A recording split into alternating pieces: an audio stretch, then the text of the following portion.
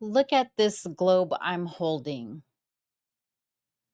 The water's long gone. The little flakes, what used to swirl and dance, are now just clinging to the top, static. And look inside. The little cityscape of Seattle is all tilted, a bit broken itself. This might resonate with you in different ways. Some of you might look at this and think, that's it. That's over. I've moved on. Maybe I even want that one last talk to finally put it to rest. For you, the stillness might feel like a fragile truce, and that tilted view hints at unresolved words. Others might see this and think, closure? What's the big deal? I'm building a new life. I'm doing well. Yet every now and again, there's this unexpected ache, that tilted perspective that surfaces out of nowhere, a reminder that even in progress, some things haven't quite settled. And some of you might be in the middle. You're not sure if you have closure or if you even need it. You feel like you've come a long way, but there are still moments when the stuck snow of the past seems to cloud your present. Regardless of where you stand, this broken snow globe speaks to the same truth. When a significant chapter ends, what's left can still influence us. And if that inner landscape remains unsettled with stuck emotions or a tilted view, it can subtly sabotage our ability to attract a healthy, lasting partnership. Without closure, we might project old hurts, hesitate to fully trust, or repeat familiar, unhealthy patterns. It's hard to build something new and stable when our inner foundation still feels a bit broken or off balance.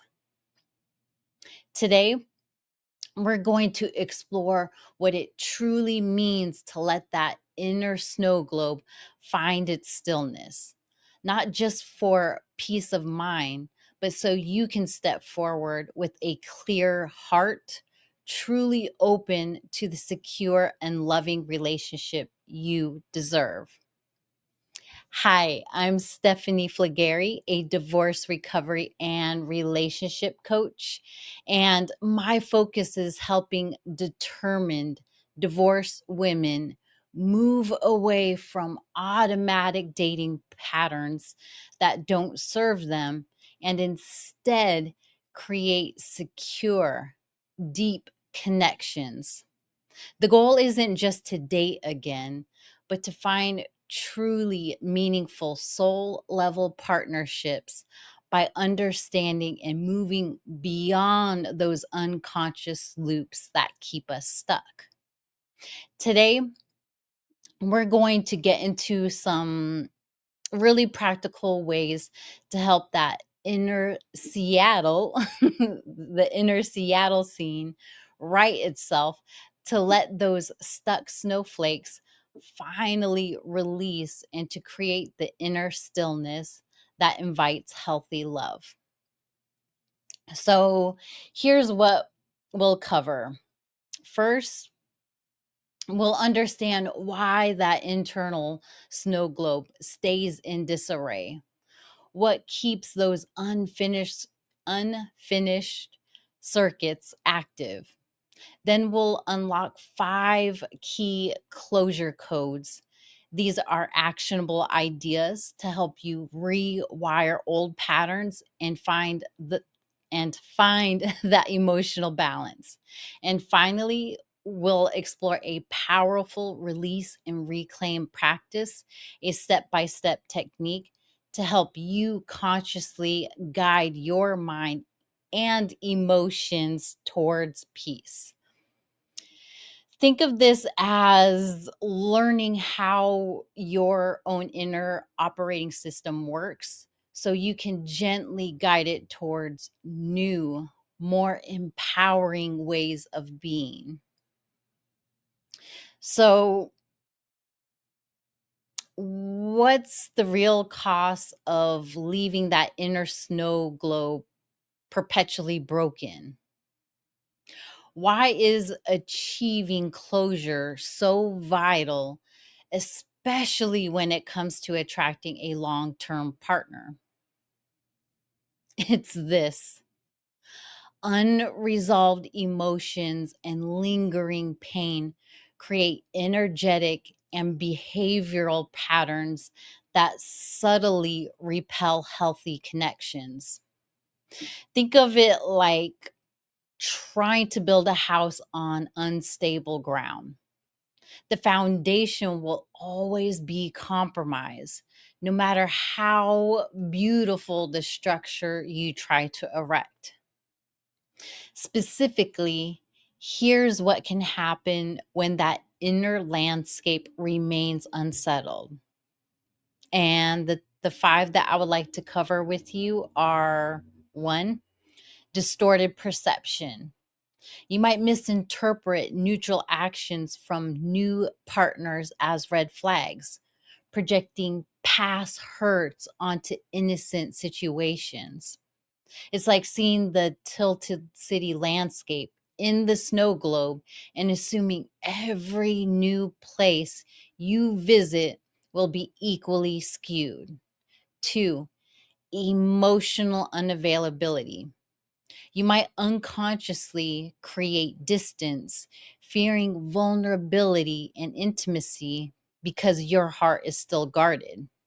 It's hard to invite someone into a broken home. Three, repetitive patterns. You might find yourself drawn to partners who replicate familiar, unhealthy dynamics, trying to fix the past instead of creating a new future. It's like the tilted scene keeps attracting other tilted objects. Four, self sabotage. You might push away good potential partners due to insecurity or fear, hindering your chances of finding lasting love. And the fifth one is compromised self worth. Unresolved negative emotions can erode your self esteem, making you believe you're undeserving of healthy love. Ultimately, lack of closure keeps you tethered to the past, preventing you from fully embracing the present and creating a joyful future. It's like trying to navigate with a broken compass. Now, you might be stirring things up if emotional reactivity is high. So, small things related to your past, a certain song, a place you used to go, seeing your ex's name on social media still cause a strong, immediate emotional reaction. This suggests those old emotional connections are still very active, like a live wire. Another thing that might be stirring things up is if future vision is cloudy. When you think about your future, especially relationships, does it feel exciting? Does it feel exciting and open? Or is it filled with anxiety, doubt, or a sense of what's the point? It's like trying to see through a foggy window. Now, another thing, or what might still be stirring things up for you, is if you're seeking external validation. Do you often find yourself looking for signs from your ex or from others that you're okay, that you're lovable, or that they regret what happened? If your peace feels like it depends on something outside of you, that's a clue. It's a common tendency, but shifting to finding that validation within is key to emotional freedom. It's like trying to charge your phone with someone else's charger. Yeah, it might help, it might work, but it's not the right power source. Another way that you might be stirring things up is if there is repetitive relational patterns. Do you notice yourself being drawn to similar relationship dynamics or feel the same old anxieties pop up with new people?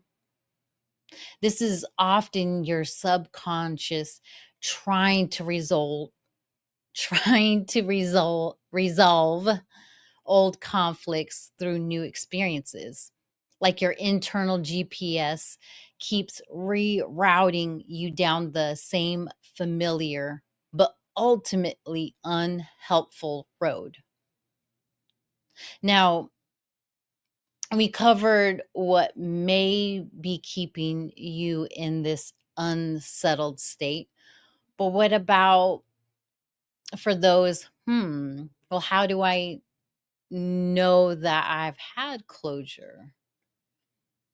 What are those signs? What does that look like? Well, signs the calm is descending and true closure is near is if you're responsive, not reactive. You can come across reminders of the past without them completely derailing your day. You might acknowledge the memory, maybe a fleeting feeling, every now and again. And then your attention naturally comes back to the present. It's like acknowledging a passing cloud without it blocking the sun. Another sign would be clear future focus. You feel a sense of you feel a sense of control and even optimism about what's ahead. You're able to make plans and feel genuinely excited about new possibilities. The fog has lifted and you even see the horizon. Another sign might be an inner source of peace. Your sense of well being comes more from within. You can comfort yourself and find contentment regardless of what's going on externally related to your past. You found your own internal charger. Another sign would be learning embodied. You find yourself making different choices in new relationships, not out of fear, but from a place of learned wisdom and clearer boundaries. Now, now let's get into what I like to call the 5 closure codes. These are principles to help you consciously update your inner software, if you will, by helping you move from those old upsetting patterns to a new way of being. These come from the deep emotional truths that often surface as we heal. The first the first closure code that I like to cover is interpret silence as space, not a statement about you. When you don't hear from an ex, no apology, no explanation, it's natural to try and fill that silence with our own stories. And often those stories are critical of ourselves. But what if their silence isn't a judgment on you. Our minds are wired to find meaning. If there's a gap, we tend to rush in to fill it. The skill here is to consciously choose a meaning that empowers you rather than brings you down. Think of it like this. If someone doesn't text you back immediately, it doesn't automatically mean they dislike you. They could be busy.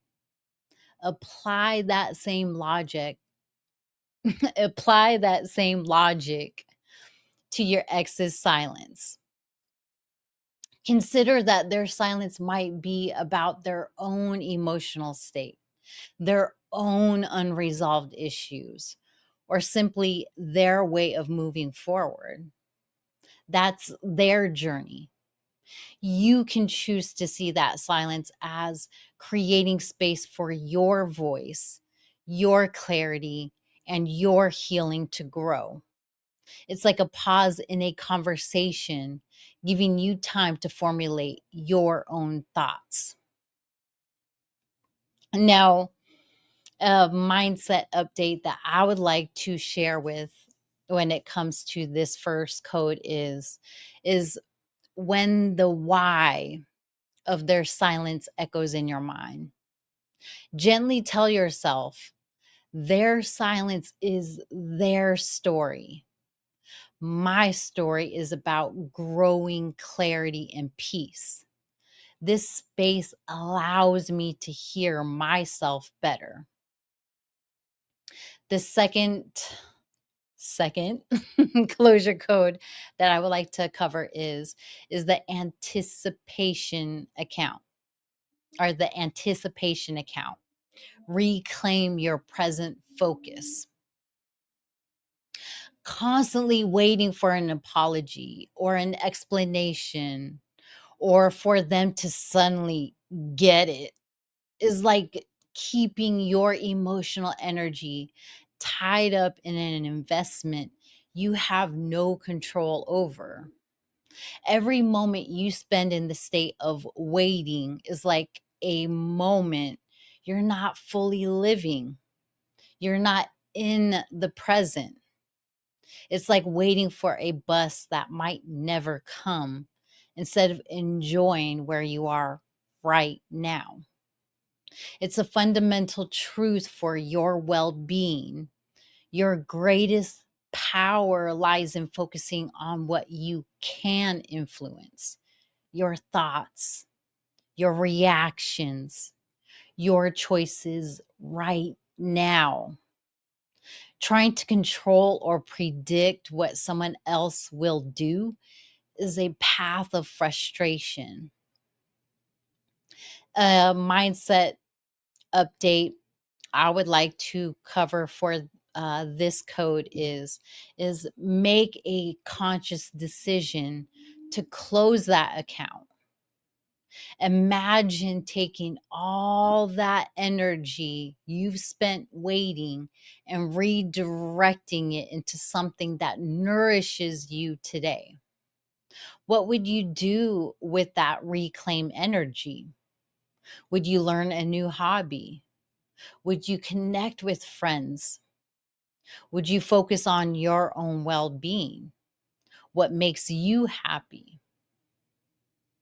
The third closure code that I would like to cover is author your own ending. Closure is an internal edit. Now, we often we often think that closure has to be a conversation, a mutual agreement. But true lasting closure is an internal process of making sense of what happened, learning from it, and deciding for yourself what this chapter means, and that it is, in fact, over. You don't need anyone else's permission slip for your emotional peace. This is about understanding how your own mind works.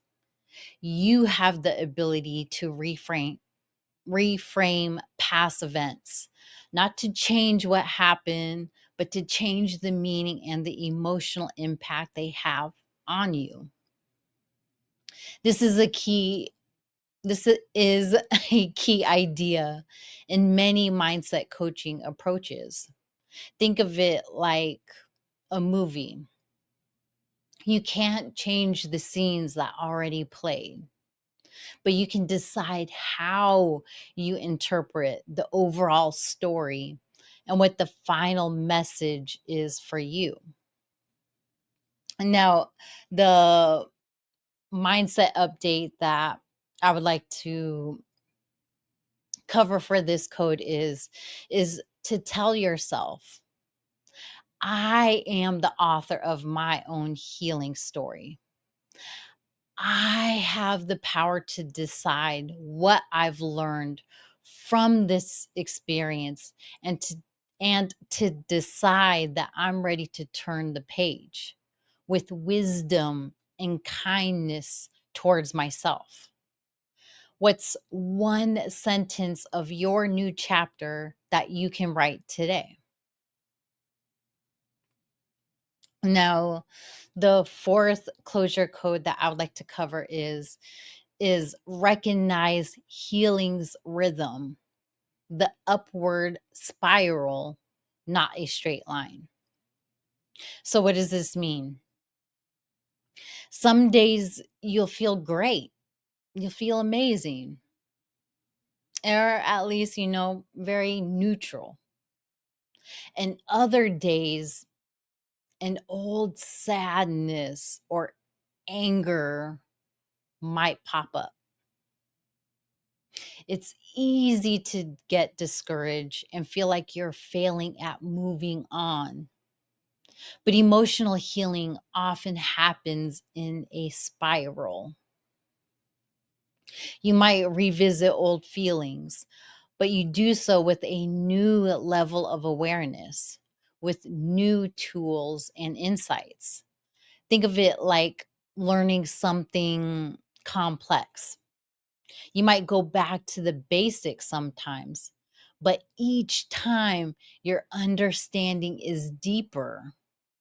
Your emotional system is similar. It processes experiences in layers.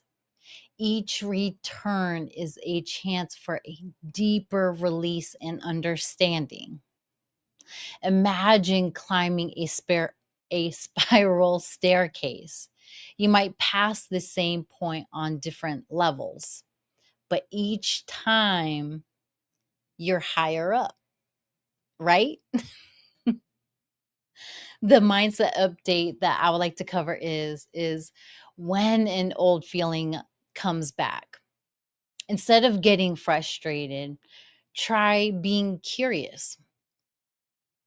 You can be, or this is what it will look like. Ah, this feeling again. What new perspective or strength do I have to meet you with this time? Let me say that again. Ah, this feeling again. What new perspective or strength do I have to meet you with this time? And this reframes it as progress, not a setback. And the fifth code that I would like to cover is strive for authentic alignment, not just an appearance of moving on. Now, it's easy to change your hair, your whole wardrobe, update your dating profile, and declare that you moved on. But if the inner work of processing your emotions and shifting those core beliefs shifting those core beliefs. I can't talk right now. So, if shifting those core beliefs hasn't happened, it can feel like wearing a costume that doesn't quite fit. And what I sometimes like to call emotional cosplay. True peace comes when your inner state genuinely matches how you're presenting yourself to the world. It's like br- putting on a brave face, but inside you're still hurting. True healing is about making the inside match the outside. Our whole being wants to be in harmony. When our inner emotional world clashes with how we're trying to live externally, it creates internal stress. Lasting change happens when we heal from the inside out, bringing our thoughts, feelings, and actions into alignment. Now, the mindset update that I would like to cover for this code is is ask yourself honestly and gently, am I just performing, moved on, or am I truly cultivating inner peace and release? And focus on one small, genuine step today that brings your inner healing into alignment with your outer life.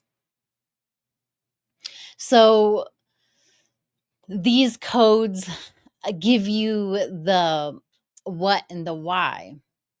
Now, let's talk about the how, shall we? And this is where we're going to get into the release and reclaim practice.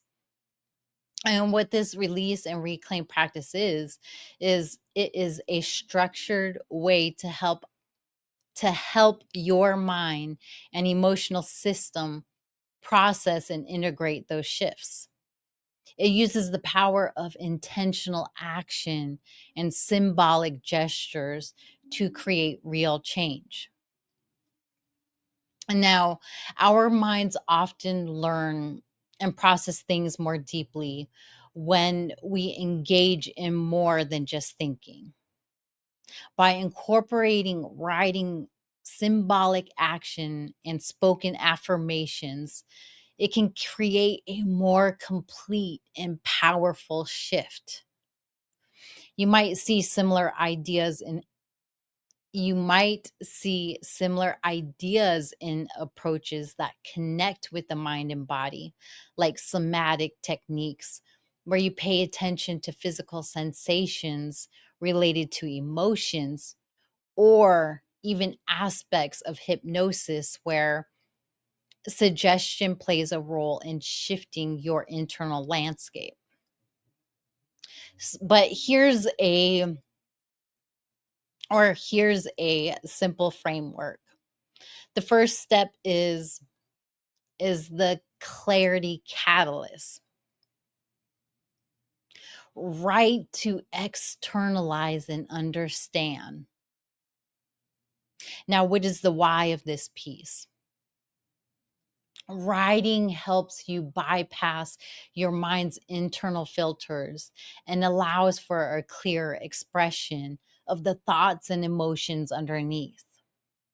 Seeing them on paper creates a bit of a distance, making them feel easier to work with. It's like a jumbled mess in your head and laying it out neatly so you can see what's so laying it out neatly so you can see what's there. Now, the how, the unfiltered download. This is what I like to call the unfiltered download. Excuse me. Write a letter to your ex. Pour out everything, the good, the bad, the confusing. Don't edit yourself. Whatever comes to your mind, write that out. This isn't for sending, it's for your own release. Now, identify the core themes. After writing, step back and look for recurring emotions, the key stories you keep telling yourself, and any unmet needs. Now you're going to reframe with empowerment. Choose one or two of those core themes and rewrite them from a place of your current strength and wisdom. Now, the second step for this practice is the symbolic act of release. The why for this is that our subconscious mind responds powerfully to symbols. A physical act of letting go can help your emotional system recognize that you're ready to move on. It's like a ceremony that marks a transition. Now, how you're going to do this is choose your symbol. This could be burning the letter, but do this safely. Don't be causing any fires now. You can bury it. You can tear it up. You can release it or you can release this by releasing a balloon or anything that feels meaningful to you. You're going to infuse the intention. As you perform the act, consciously say to yourself, I am releasing the past. I am creating space for new possibilities. Now, the third step to this ritual or this practice or this symbol is the power statement. Rescripting your inner narrative. Now, why are we doing this? What you consistently what you consistently tell yourself becomes your reality. Consciously creating new empowering statements can rewire those old limiting beliefs. It's like updating the software on your phone so it runs more smoothly.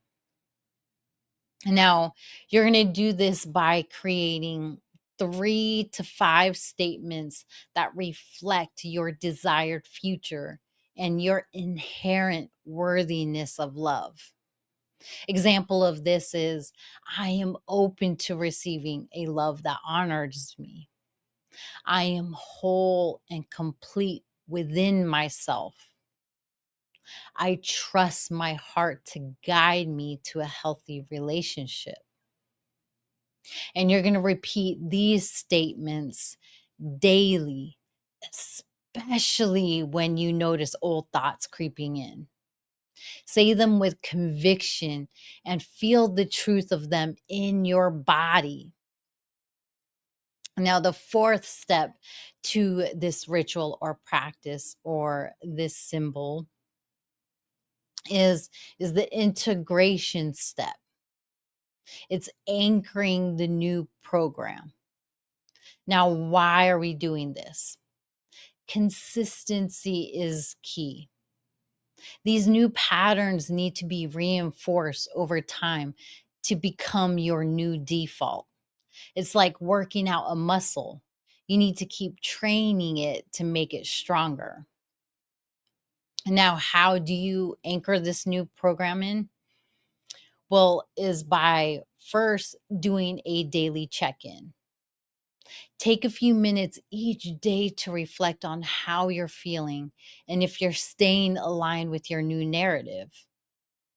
2, you're going to celebrate your progress, acknowledge and appreciate every small step forward.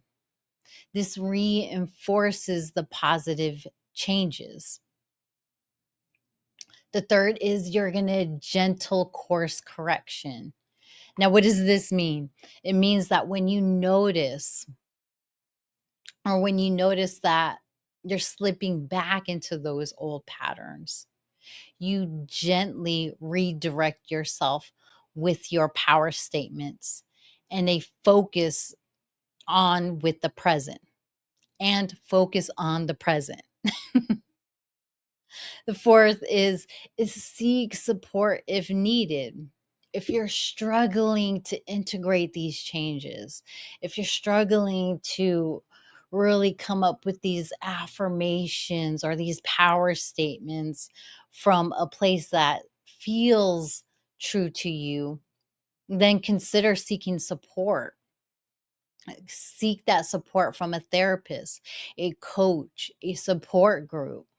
Having someone to talk to and to get guidance from can be incredibly helpful. Now, think back to that snow globe, the glitter or the snow that was stuck at the top, the tilted scene. That's what it can feel like inside when we haven't fully processed the past. But with intention, with these codes and this practice, you can gently allow those stuck flakes to release that inner city, to find its balance, even without the water, even with the cracks. The stillness that follows isn't about the absence of the past, but about its integration. So it no longer dictates your present or clouds your future. When that inner snow globe is finally still, you create a clear and open space within you. This isn't just about feeling better. It's about how you show up in the world and in your dating life. When you're not carrying the weight of the unresolved past, you're more authentically you, more available, and more magnetic to a partner who is truly right for you. You're no longer viewing potential partners through a tilted lens of past experiences. So, what's one small step you can take this week to encourage that inner stillness? Maybe it's spending 5 minutes. Excuse me, maybe it's spending 5 minutes writing. Maybe it's choosing one power statement to focus on.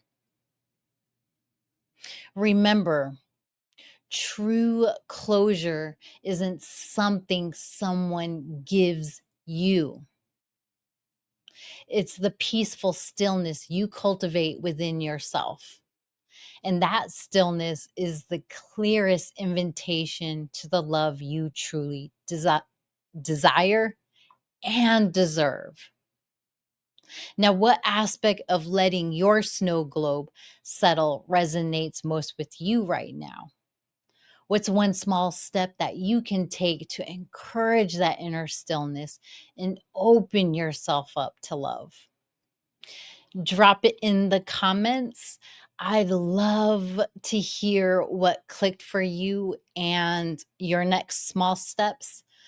If you feel called to dive deeper and get personalized guidance on your journey to real closure and attracting that lasting love, send me a quick DM and the links waiting for you below, or shoot me an email with your questions at stephanie@stephanieflygare.com. I'll also have that down below.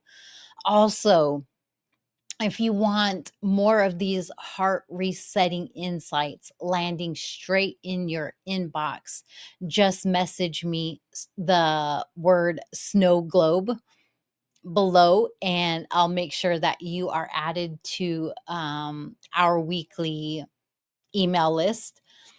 And to receive daily dose of support and connection with a community of amazing women on a similar path.